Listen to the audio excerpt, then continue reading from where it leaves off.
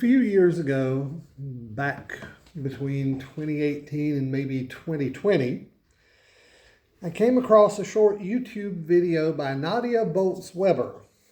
She's the Lutheran pastor who's a survivor of substance abuse and has been in recovery for years now. You might remember having heard Judith or Cheryl or Kim or me mention her.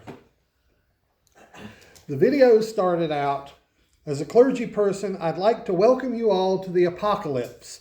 Pull up a chair and make yourself uncomfortable." She went on to say that the original point of apocalyptic wasn't to predict the doom-laden end of the world or to scare little kids into behaving like good boys and girls. The point was to reassure God's people that dominant powers are not ultimate powers. However strong the forces of empire seem to be at the moment, God is still around. That was the lesson of Moses. That was also one of the lessons of Jesus. Now, for fun, when I was in college, some of us would occasionally try and interpret Don McLean's 1971 hit song, American Pie. The lyrics, which begin back in the late 1950s and cover the next 10 years or so, are full of cryptic references and even a biblical allusion or two. None of us recognized, though, that American Pie was more than just Don McLean's worldview when he was around 25. It was really an apocalypse, albeit an imperfect one. You have the highly coded language and images, just like in the book of Revelation, but not the cosmic beasts, or the ending where good defeats evil for the last time and throws an everlasting party, complete with a hallelujah chorus to celebrate.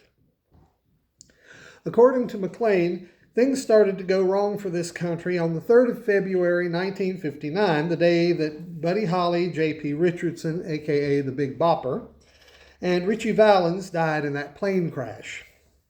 McLean famously called it the day the music died. But music wasn't the only thing lost that day. So were innocence and moral certainty. The result? War, in that case Vietnam, protests. The players tried to take the field, the marching band refused to yield, and innocent people getting killed. Even Satan puts in an appearance. And as the flames climbed high into the night to light the sacrificial rite, I saw Satan laughing with delight the day the music died. Who needs cosmic beasts with 7 heads and 10 horns to represent the forces of evil and empire when the big bad wolf himself shows up? Don McLean's lyrics deal with topics like international conflict, social unrest and alienation, and the old answers no longer making sense to a lot of people. In some ways, they could almost be talking about today. And in the streets the children screamed, the lovers cried and the poets dreamed, but not a word was spoken. The church bells all were broken. I once had the pleasure of hearing the late Walter Brueggemann, a noted biblical scholar and theologian, when he spoke over in Greensboro. And one of the things he mentioned was how the book of Lamentations, originally written as a response to the fall of Jerusalem to the Babylonians under Nebuchadnezzar, has found a new appreciation these days. Brueggemann told of being approached after a sermon, I think it was, by an older man who said that he just wanted his world back. We all know just how that man felt, don't we? The anonymous author of Lamentations certainly did. How lonely sits the city that once was full of people. She has become like a widow. Once great among nations, a princess among provinces, she toils like a slave. She sobs in the night. Her cheeks are sodden with tears. She has none to comfort her, which is Lamentations 1:1 and 2a. Now, I suspect that most of us in this room are grieving for various aspects of the society we knew or thought we knew just over 13 and a half months ago. But here's the thing. Back in the 70s, people were nostalgic for the 50s. After that, in the 90s, they were nostalgic for the 70s. After that, people missed the 90s, and so on. Yet, according to an article by Margot Johnson, most people who say they were born in the wrong generation don't actually want to go back in time. They want one specific thing back. The version of community where people stayed, showed up, and didn't need a reason to visit. There's a psychological study showing that people who become gentler as they get older have grieved their losses along the way. Those people who don't become gentler have swallowed those losses and described it as toughness. But they pay an increasingly heavy price in their bodies as the stress takes its toll. Justin Brown, in writing about having dinner with two old friends whom he hadn't seen in about 10 years, notes that while one of them seemed much gentler and at ease with himself, the other had grown harder and more rigid. Quote, every topic eventually curved back to something that had been done to him. Same decade, same losses, completely different men at the other end of it, end quote.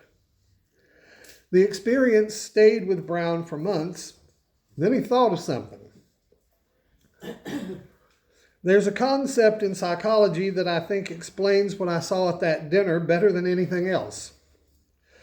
It comes from the work of Robert Nehmeyer at the University of Memphis, who has spent long decades studying how people process grief and loss. His central idea, meaning reconstruction, argues that grief doesn't just require feeling sad. It requires the person to rebuild the story of their life around the loss. To take what happened and weave it into a narrative that still makes sense. When someone does this, when they sit with the pain, let it reshape their understanding of themselves and the world, the loss becomes part of them without consuming them. It integrates. The scar tissue is there, but it's flexible.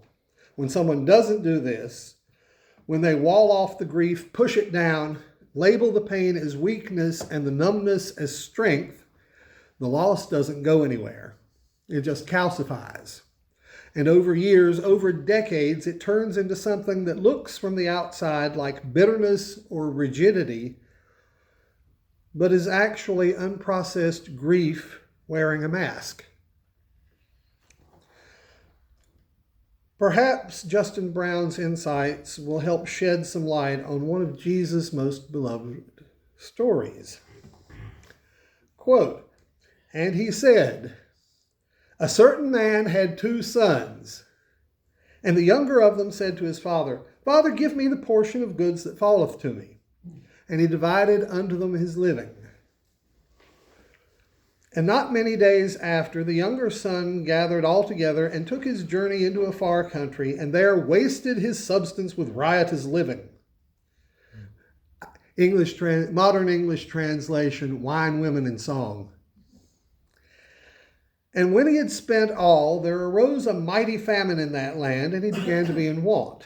And he went and joined himself to a citizen of that country, and he sent him into his fields to feed swine. And he, the young man, would fain have filled his belly with the husks that the swine did eat, and no man gave unto him. And when he came to himself, he said, how many hired servants of my father's have bread enough and to spare, and I perish with hunger? I will arise and go to my father, and will say unto him, Father, I have sinned against heaven and before thee, and am no more worthy to be called thy son. Make me as one of thy hired servants. And he arose and came to his father. But when he was yet a great way off, his father saw him and had compassion, and ran and fell on his neck and kissed him. And the son said unto him, Father, I have sinned against heaven and in thy sight, and am no more worthy to be called thy son. But the father said to his servants, Bring forth the best robe and put it on him, and put a ring on his hand and shoes on his feet. And bring hither the fatted calf and kill it, and let us eat, and be merry. For this my son was dead and is alive again. He was lost and is found. And they began to be merry. Now his elder son was in the field. And as he came and drew nigh to the house, he heard music and dancing. And he called one of the servants and asked what these things meant. And he said unto him, Thy brother is come, and thy father hath killed the fatted calf, because he hath received him safe and sound. And he was angry and would not go in. Therefore came his father out and entreated him. And he answering said to his father, Lo, these many years do I serve thee, neither transgressed I at any time thy commandment, and yet thou never gavest me a kid, that I might make merry with my friends. But as soon as this thy son was come, which hath devoured thy living with harlots, thou hast killed for him the fatted calf. And he, the father, said unto him, Son, thou art ever with me, and all that I have is thine. It was meet that we should make merry and be glad. For this thy brother was dead and is alive again, and was lost and is found. And if, in case you don't remember the chapter that comes from, that's Luke 15. Now, we like to call this story the parable of the prodigal son. In case you didn't know, by the way, prodigal is a word that means extravagant. And you have to admit that the younger son in the story is what we used to call a wastrel. He has the gall to go to his dad and demand the portion of the inheritance that would come to him when the old man died. Wow, way to show how much you really love your parents by practically wishing that one of them were dead. So the father gives the kid what will eventually be his inheritance. And what does the young man do? Without so much as a word of thanks, he promptly goes off into another country and runs through all the money. We all know what happens next. The younger son finds himself in desperate circumstances and reaches the end of his rope. At this point, the story says that he came to himself. We would say that he had an epiphany. And he realizes what a mess he's made of things and decides to go home to his family and beg his father to take him back, even if it means that his father takes him on as one of the hired hands. I said before that we like to call this the parable of the prodigal son, but we could argue with equal justification that it's really the parable of the prodigal father. Where's the old man's extravagance? We see it on full display when he catches sight of his boy trudging the last mile before home. He doesn't wait for his son to get there. He runs out to meet the kid, grabs hold of him, and kisses him. And remember, this is a culture where the big man didn't run because it wasn't dignified.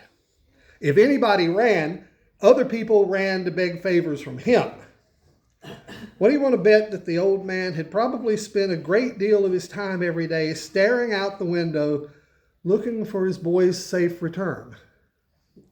But even this doesn't exhaust the extravagance of the father's love for his wandering son. The son begins his apology and offer to come back as nothing more than an employee, but the father cuts him off.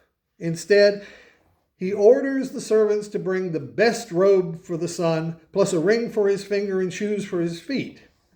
The point is not just to make the young man presentable in polite society, though he does that, but to show everybody that he's being welcomed back into the family.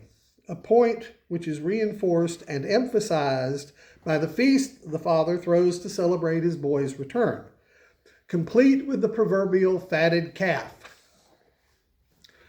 At this point, we're introduced to the other son and his reaction to his father's welcoming of the younger son. Not to put too fine a point on it, he is not pleased. He won't go into the party, and when the father comes out to beg him to join the celebration, he won't even acknowledge that the prodigal is his brother. Instead, he calls him this son of yours, a response that seems to have an awful lot of force behind it, especially since the father refers to the younger son as your brother. Some commentators, noticing the complete absence of any mention of a mother in the story, have suggested that the two sons were actually half-brothers, with the father being the only parent that they had in common. It's an intriguing thought which would explain a lot, now wouldn't it? Remember, Isaac and Ishmael had different mothers. In the next generation, the 12 sons of Jacob had 4 different mothers. And look what they did to Joseph. At the start of Judges 11, Jephthah, who is the most famous or infamous, depending on your point of view,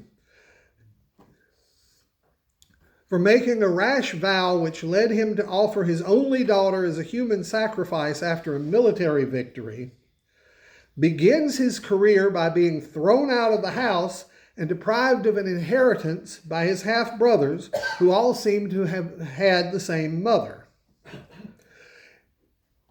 Amy Jill Levine, the well-known New Testament scholar, has even remarked that Jesus' original Jewish audience would have heard him get out the first line of the parable, "A certain man had 2 sons," and they would have known immediately that the sons didn't get along, and that the father was ineffective at preventing family conflict.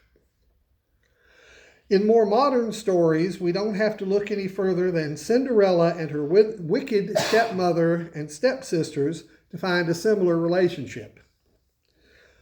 On the other hand, different mothers aren't a necessary explanation for the older brother's expressed animosity toward his younger sibling, however much people who read texts in the way literary scholars and actors do would like to think that it is.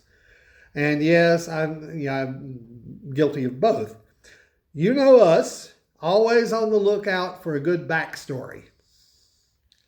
Nor technically is unprocessed grief on the older brother's part, however likely a cause it may be for his behavior. The main thrust of the parable of the prodigal son is the forgiving nature of God.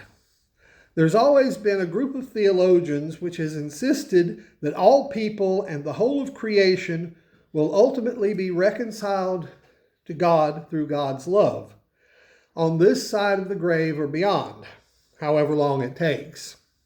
Some of them, like Gregory of Nyssa, lived in ancient times and are revered as champions of Christian orthodoxy. The following story from Dostoevsky's The Brothers Karamazov, which has all the earmarks of a Russian folk tale, is in the same vein. In it, a simple onion makes the point that any gesture of kindness, no matter how small, can serve as a bridge to repentance. Once upon a time, there was a peasant woman, and a very wicked woman she was. And she died and did not leave a single good deed behind. The devils caught her and plunged her into the lake of fire. So her guardian angel stood and wondered what good deed of hers he could remember to tell God.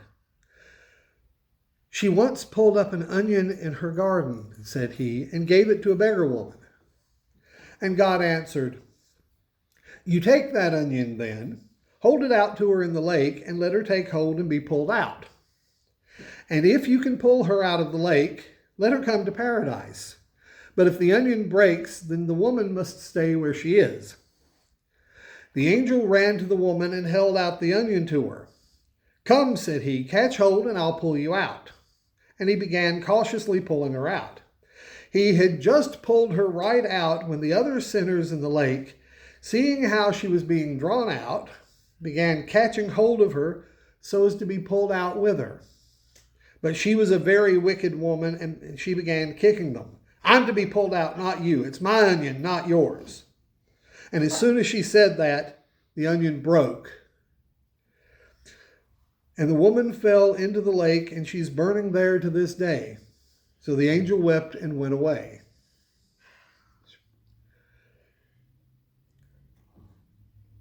While preparing this message, I also saw a video about, of all things, A Christmas Carol, and how everybody misses one key thing. At the beginning, when it describes, everybody thinks that it's all about Scrooge being greedy. But what they don't realize is that, he also refuses to let Bob Cratchit, add any coals to the fire, which means that he's suffering right along with Cratchit in that cold office of his. And, he thinks to himself when he's walking down the street and sees all the poor people, any one of them could be rich if they only had the same discipline I did. So he's hardened his heart against them. And that's the part that gets all of us. Because we have this unfortunate habit of hardening our hearts to other people too. Just like the older son in the parable of the prodigal son.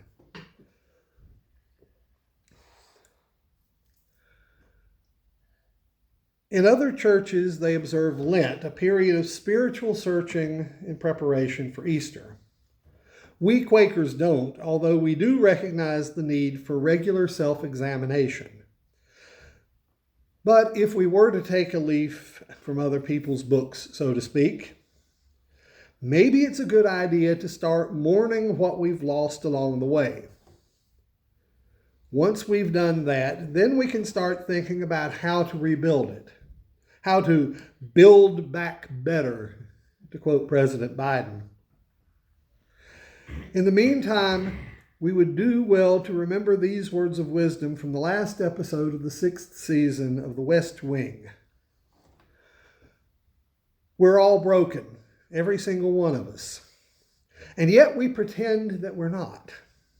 We all live lives of imperfection, and yet we cling to this fantasy that there's a perfect life and that our leaders should embody it. But if we expect our leaders to live on some higher moral plane than the rest of us, we're just asking to be deceived. And friends, in these apocalyptic times in which we find ourselves, deception, whether the source is our leaders or ourselves, is the last thing we need.